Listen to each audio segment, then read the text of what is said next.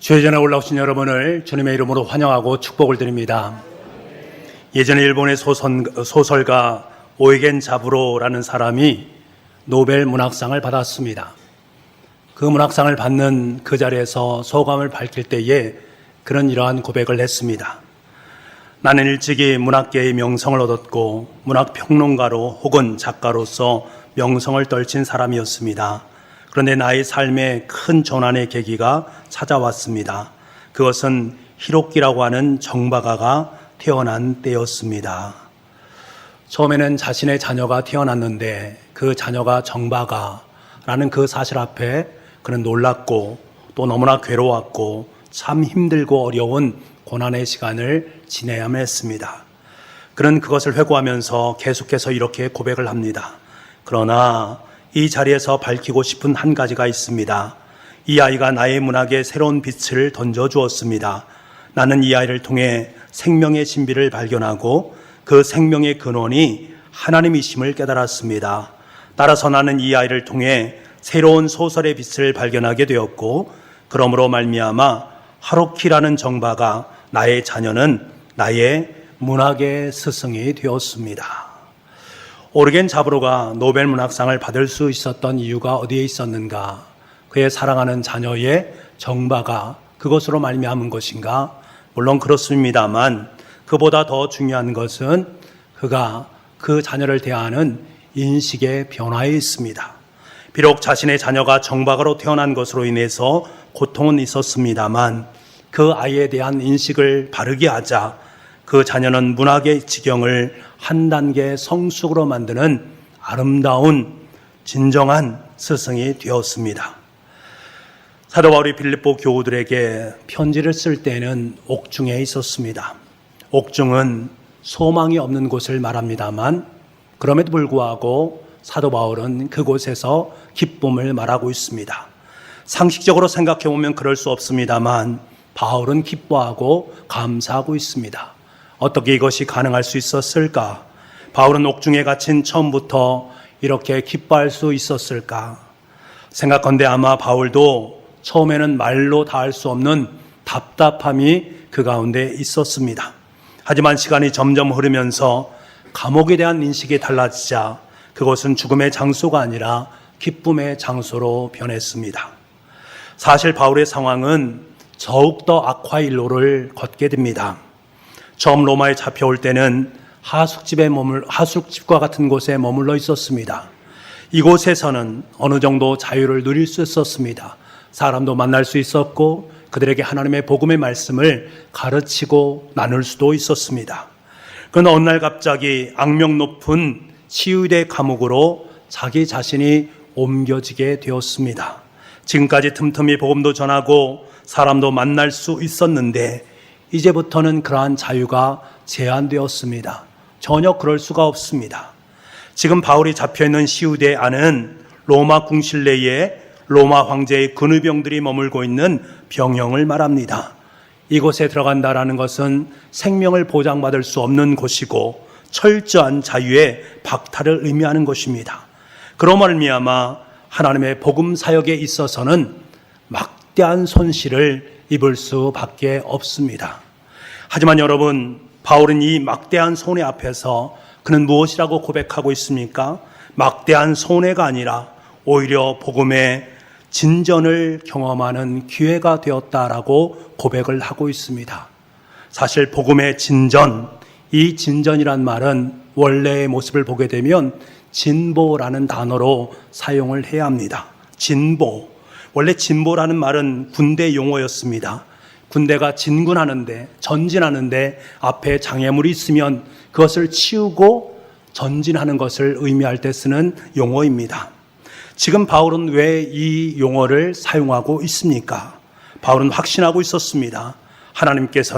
하나님에게는 절대 실패나 손해가 없다라는 사실을 알았기 때문입니다.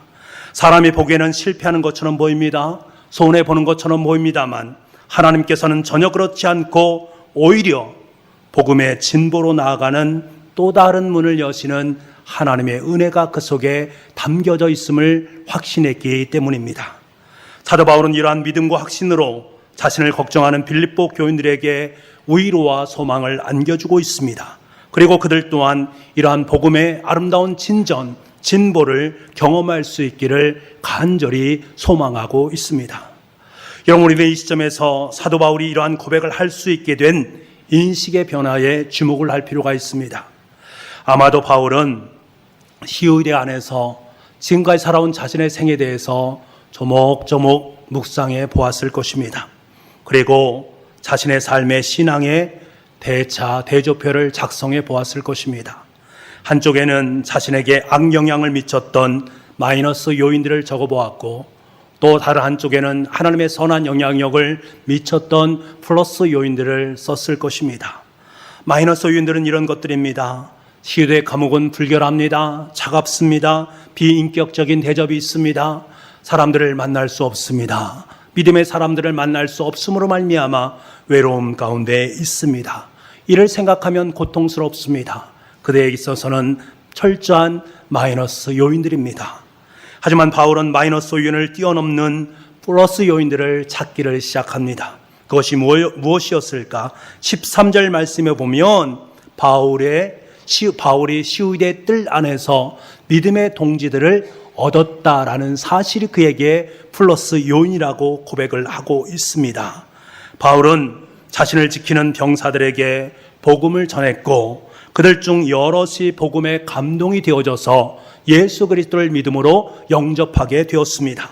그리고 심지어는 로마 황제의 집안인 가이사의 집 식구 중에서도 몇 사람이 예수님을 믿게 되었습니다. 이것들이 바울에게 있어서는 엄청난 기쁨이요 감격이었습니다. 플러스 요인들이 되었습니다. 지금 여러분 보십시오. 지금 바울은 감옥이라는 현실에 주목하지 않고 있습니다. 지금 당하고 있는 육신적인 연약함에 집중하지 않고 있습니다. 그가 집중한 것은 무엇입니까? 복음입니다. 복음을 통해 감옥 안에서 예수 그리스도를 믿는 사람들이 많아졌다. 이 복음의 진전, 이 복음의 진보를 그는 모든 초점으로 맞추어서 우리에게 고백을 하고 있습니다. 이러한 모든 것을 종합해 볼 때 바울은 마이너스 요인보다는 플러스 요인이 훨씬 더 많다라는 영적 대조표를 작성할 수 있게 되었고, 그로 말미암아 그는 우울해할 시간이 없었습니다. 그것을 바라볼 때마다 그는 기쁨의 고백을 하나님께 드릴 수 있었습니다. 복음의 진전을 이루시고 계신 하나님, 주님으로 말미암아 그는 기뻐할 수 있었고 감사할 수 있었습니다. 제가 한때는 저도 육신적으로 연약할 때가 있었고 영적으로 번아웃 단계가 있을 때가 있습니다.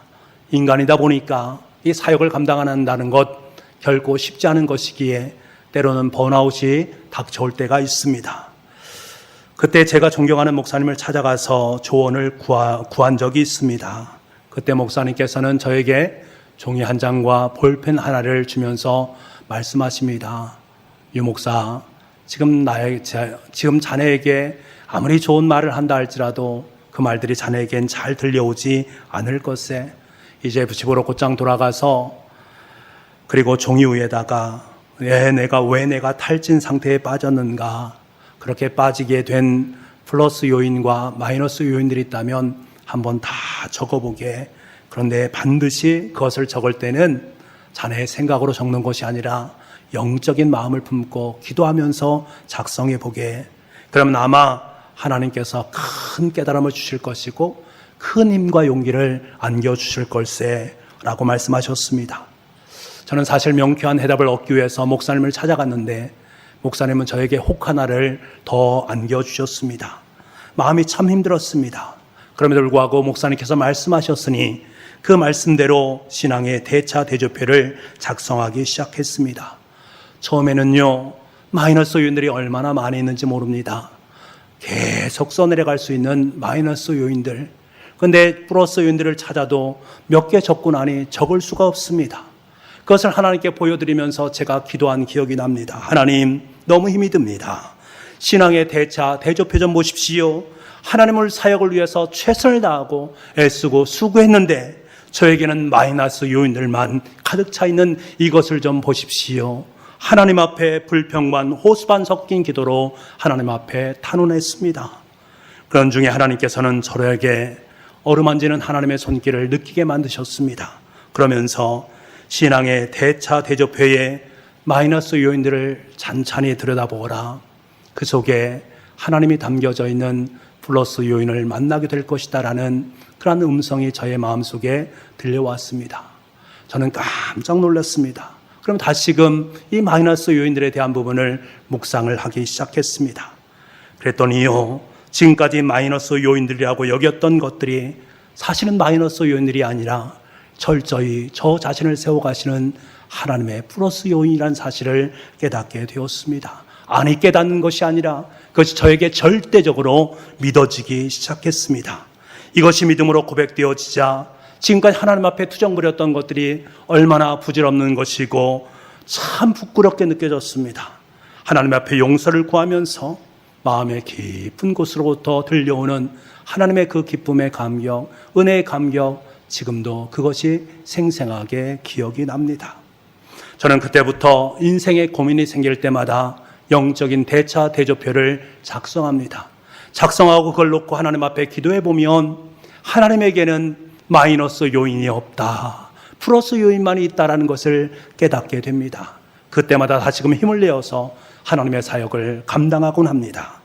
저는 여러분께 권면하고 싶습니다. 삶의 고난의 순간에 영적인 대차 대조표를 만들어 보시기 바랍니다. 그때 여러분은 예외 없이 경험하게 될 것입니다. 여러분에게 주어진 마이너스 요인들은 실은 하나님께서 플러스 요인으로 만들어 가시는 하나님의 역사요, 하나님의 은혜다라는 사실을 깨닫게 될 줄 믿습니다. 그래서 우리는 그 속에서 한량없는 하나님의 은혜 앞에 넙죽 엎드려서 감사의 눈물과 감격의 눈물을 흘리게 될 줄 믿습니다. 이 시간 저와 여러분이 반드시 행해야 될 한 가지가 있습니다.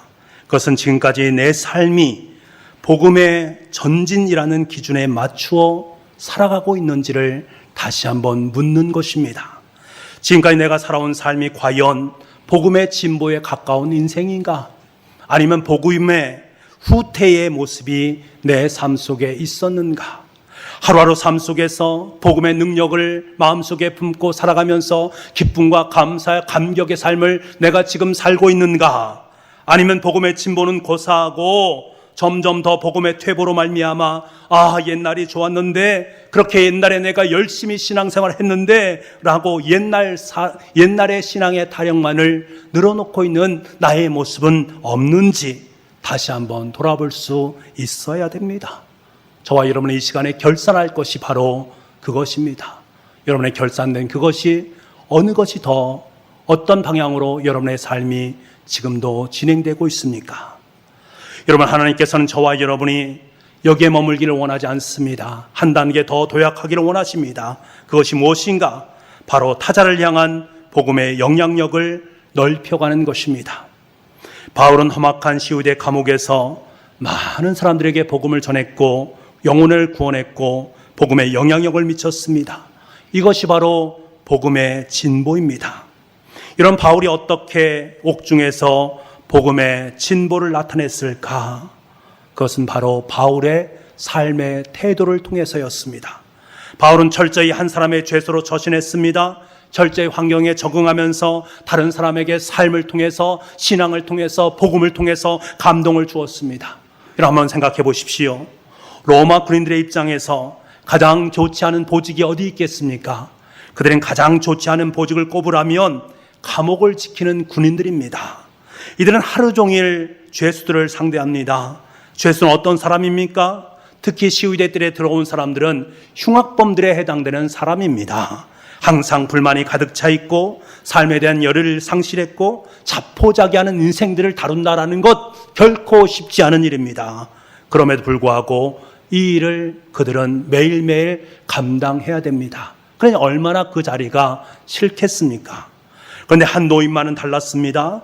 처음에는 이 노인을 다른 죄수와 똑같이 취급했습니다만 시간이 점차 지나면 지날수록 이 노인이 진국이구나, 이분은 이곳에 들어올 분이 아니구나 라는 사실을 깨닫게 됩니다. 너무나도 따뜻하고 긍정적이고 사랑이 넘치는 사람입니다. 그의 얼굴에는 항상 여유가 있고 기쁨이 있고 평안함이 있습니다. 아무리 무딘 군인들이라 할지라도 사도 바울을 바라보면서 그 마음을 느낄 수 있었습니다. 물론 감옥 안에 있는 모든 사람들이 바울에게 감동된 것은 아니지만 많은 사람들이 여럿이 바울의 영향을 받고 그분과 친분을 맺으면서 나중에는 이 바울에게서 예수님에 대한 복음을 듣고 예수님을 믿기로 작정하고 결단했다라는 사실입니다. 바울은 13절에 나의 매임이 그리스도 안에서 모든 시위대 안과 그 밖에 모든 사람에게 나타났다라고 고백하고 있습니다.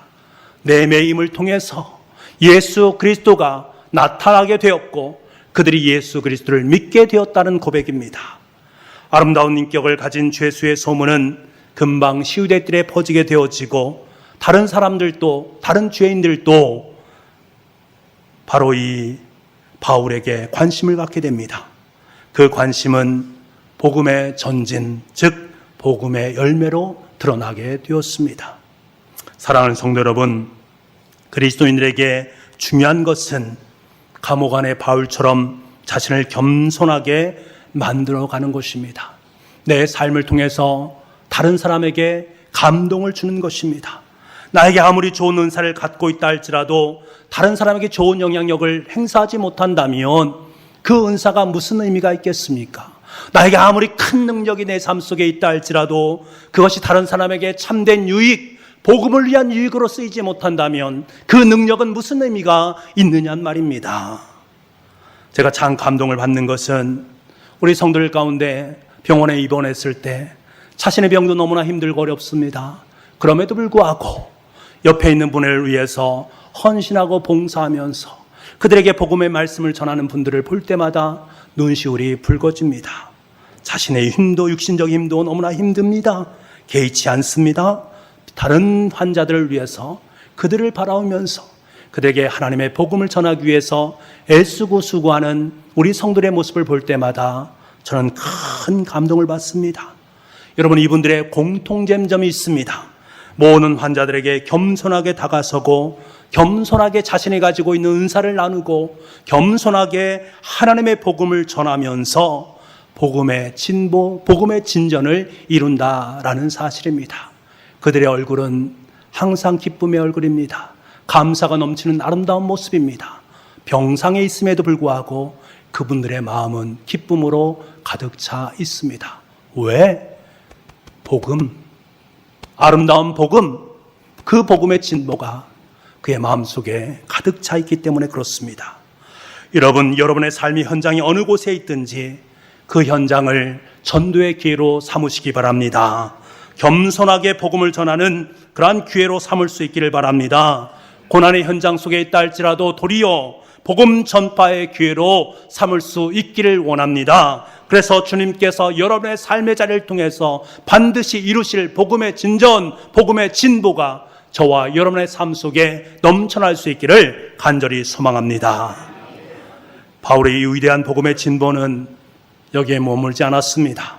오늘 말씀을 자세히 보면 이 복음의 진보는 감옥 안에서만 머무는 것이 아니라 감옥 밖에도 나타났다라고 고백을 하고 있습니다. 사도 바울이 감옥에 갇히게 되었다라는 소식을 전해들은 빌립보 교인 중에 믿음에 약한 사람들은 두려움에 떨게 됩니다. 그리고 시험에 들었습니다. 주의 일을 하고 복음을 전한 일을 하는데 기쁨의 일, 은혜의 일, 잘되고 형통하는 삶을 살아가야 되는데 복음을 전하다가 감옥에 갇혔대. 복음을 전하다가 어려움을 겪게 되었다. 어떻게 하는데 내가 복음을 전할 수 있어? 나는 복음을 못 전해. 라면서 실족하는 사람들이 있었습니다. 하지만 신앙 안에 올곧게 서 있던 성도들은 바울이 왜 감옥 안에 갇혔는지를 서서히 깨닫기 시작합니다. 바울이 감옥에 갇힌 것은 하나님께서 자신을 변증하고 전파하기 위한 하나님의 하나의 섭리 가운데 한 부분이다라는 사실을 깨닫게 되어집니다. 여러분, 그러자 어떤 일이 벌어지기 시작한지 아십니까? 이들도 또한 주님을 담대히 전하는 복음의 진보자로 아름답게 세워지게 되었다라는 사실입니다. 다시 말하면 감옥에 갇혀 있는 바울이 감옥에 갇힌 것으로 인해 그는 다른 성도들에게 더 담대하게 더 힘있게 복음을 선용하는 계기로 사용했다라는 사실입니다. 지금 바울이 감옥에 닫혀 있기 때문에, 우리의 선생님이, 우리의 목회자가 지금 감옥에 있기 때문에 그가 전하지 못하는 예수 그리스도, 지금 내가 그분을 전해야 되지 않겠느냐? 나는 예수 그리스도 그분을 전하겠다라는 담대함이 그들의 마음속에 있었음을 말씀하고 있습니다. 14절 말씀입니다. 형제 중 다수가 나의 매임으로 말미암아 주 안에서 신뢰함으로 겁없이 하나님의 말씀을 더욱 담대히 전하게 되었느니라. 내 매임으로 말미암아, 내가 감옥 안에 있음으로 말미암아 주 안에서 신뢰함으로 겁없이 하나님의 말씀을 담대히 전하게 되었다. 그 소식을 듣는 사도 바울은 얼마나 감격하고 얼마나 기뻤겠습니까? 사랑하는 성도 여러분, 여러분의 신앙생활을 보고 다른 사람들이 위로와 격려를 받기를 바랍니다. 여러분의 신앙생활로 말미암아 다른 분들이 담대해지고 저분처럼 신앙생활을 해야 되겠다, 저분처럼 나도 복음을 증거하는 아름다운 삶을 살아가야 됐다, 그래 저 삶이 바른 삶이지, 저렇게 살아가는 것이 그리스도인이지, 그러한 귀한 고백을 들을 수 있는 여러분의 아름다운 생이 될 수 있기를 간절히 소망합니다. 우리의 삶의 모습이 바로 그래야 됩니다. 하지만 여러분, 감옥 안에 있는 사도 바울은 참으로 외적으로 힘든 상황 속에 있었습니다. 복음의 진보만 있는 것이 아니라 사도 바울을 향한 투기와 분쟁과 시기가 끊이지 않았습니다. 15절부터 17절까지 말씀을 보면 이러한 고백을 들을 수 있습니다. 우리 함께 15절에서 17절까지의 말씀을 함께 보도록 하겠습니다. 같이 읽겠습니다. 어떤 이들은 투기와 분쟁으로,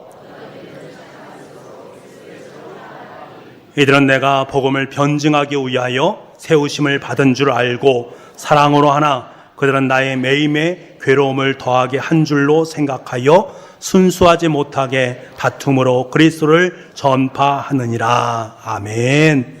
여러분, 사도 바울이 열심히 복음 전도에 최선을 다할 때에 평상시에 이를 옆에서 바라보면서 시기하고 질투심을 갖는 사람들이 너무나도 많이 있었습니다.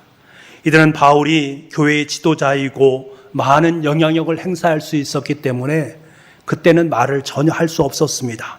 하지만 이제 바울이 감옥에 갇혀서 꼼짝도 못하게 되고 지도력을 발휘하지 못하게 되니까, 야, 옳다, 이제는 내가 지도자가 될 차례다 라고 생각하면서 활발하게 활동하면서 성도들에게 복음을 전하기 시작했습니다. 이들은 시기심으로 경쟁하는 마음으로 바울이 했던 그 복음을 흉내내면서 복음을 전하기 시작했습니다. 별로 좋은 일은 아니지 않습니까? 그럼에도 불구하고 자기 영향력을 확대하기 위해서 열심히 사역에 임했는데 그 결실은 복음의 진보로 나타나게 되었습니다. 이 소식을 들은 사도 바울은 18절을 통해서 이렇게 고백합니다. 그러면 무엇이냐? 거칠애로 하나 참으로 하나 무슨 방도로 하든지 전파되는 것은 그리스도니 이로써 나는 기뻐하고 또한 기뻐하노라. 지금 사도 바울은 고백합니다. 다른 사람들이 어떤 의도로 복음을 전파하든지 아무튼 복음이 전파되는 것만으로 나는 기뻐하고 기뻐한다라고 고백하고 있습니다. 여러분, 바울이 지금 억울하게 감옥에 갇혀 있지 않습니까? 감옥 안에서 고난을 당하고 있습니다. 감옥 밖에서는 이 바울을 시기하고 질투하고 바울을 배신하는 사람들이 많아졌습니다. 어찌 보면 2중 3중의 고난 가운데 직면해 있습니다. 그럼에도 불구하고 바울은 기뻐하고 또 기뻐한다라고 말하고 있습니다. 여러분, 우리가 문제거리만, 고난의 현장만 바라보면 기쁠 리 만무합니다. 하지만 그 문제와 고난의 현장 속에서 나로 인해 복음이 전파되는 그것을 바라보면 기뻐할 수 있습니다. 나를 시기해도 좋습니다. 나를 좀 낮게 보아도 좋습니다. 나로 말미암아 그리스도가 전파된 그것으로 나는 만족하고 기뻐한다. 이 고백을 우리도 드릴 수 있어야 됩니다. 나 개인적으로는 손해를 보고 고난을 당할지라도 복음만 전파되면 나는 기쁘다. 나는 전파되는 것이 그리스도 예수님이라면 나는 모든 것으로 기뻐하고 만족한다. 이렇게 선포하며 살아갈 수 있는 저와 여러분 될 수 있기를 간절히 소망합니다. 사랑하는 북부가족 여러분, 지금 사도 바울은 옥중에 있습니다. 감옥의 고통과 바깥 사람들의 대적으로 말미암아 시기와 질투와 배신감 가운데 놓여 있습니다. 이 와중에 사도 바울이 바라본 것은 무엇입니까? 바울은 고난당하는 현장을 바라보지 않았습니다. 현장 가운데 있는 사람들을 바라보지 않았습니다. 주님의 복음이 전파되는 하나님의 역사를 바라보았습니다. 그러니 고난 중에서도 기뻐할 수 있었습니다. 저와 여러분의 참된 기쁨은 환경에서 오는 것이 아닙니다. 사람들로부터 오는 것이 아닙니다. 우리의 기쁨은 오직 예수 그리스도에게로부터 비롯되어짐을 깨닫습니다. 한 생명이 구원받고 한 생명이 다시 서는 것을 보는 것보다 우리에게 더 큰 기쁨이 없는 줄 믿습니다. 이것이 바로 우리의 마음이 되길 소망하고 이것이 바로 주님의 마음임을 깨닫습니다. 오늘부터 우리 교회는 또다시 러브153 전도잔치를 준비합니다. 전도잔치를 준비하면서 저와 여러분의 마음속에 이 사도 바울의 마음이 고스란히 담길 수 있기를 간절히 소망합니다. 왜? 이것이 바로 주님의 마음이기 때문입니다. 어떤 성도님들은 마음으로 또 전도잔치냐? 말만 들어도 참 힘들다. 전도를 어떻게 하느냐라고 마음적으로 생각하는 분들도 계실 겁니다. 하지만 여러분, 나의 환경과 현장을 보면 이런 고백이 맞습니다. 내 현장 속에서 내가 살아가는 그곳에서 내가 어떻게 복음을 전할 수 있겠는가? 현장을 바라보면 좌절하고 낭망할 수 있습니다. 사람을 바라보면 좌절하고 낭망할 수 있습니다. 하지만 나를 살리시고 나를 위해 십자가에 돌아가신 예수 그리스도를 바라보면서 그 상황을 새롭게 인식한다면 우리의 삶의 모든 패턴은 완전히 바뀌게 될 줄 믿습니다. 십자가에 못 박히신 예수 그리스도는 사도 바울의 인생 속에 복음의 진보를 맛보게 하였고 그를 통해서 하나님의 복음의 역사를 이루었던 것을 보기를 원합니다. 하나님께서는 동일하게 이 시간에 저와 여러분을 통해서 그렇게 역사하기를 원하십니다. 동일하게 사도 바울처럼 역사하기를 원하십니다. 우리의 삶 속에 복음의 진보가 있기를 원합니다. 복음이 가슴 안에 가득 채워지기를 원하십니다. 그 복음이 저와 여러분의 삶을 통해서 이 청주지역을 바뀌는, 이 청주지역을 새롭게 하는 은혜의 복음으로 바뀌기를 원하시는 주님의 마음이 있음을 믿습니다. 주님께 저와 여러분을 통해서 전파되는 것은 오직 예수 그리스도니 이것이 바로 주님의 소망이요 우리의 소망이 되기를 원합니다.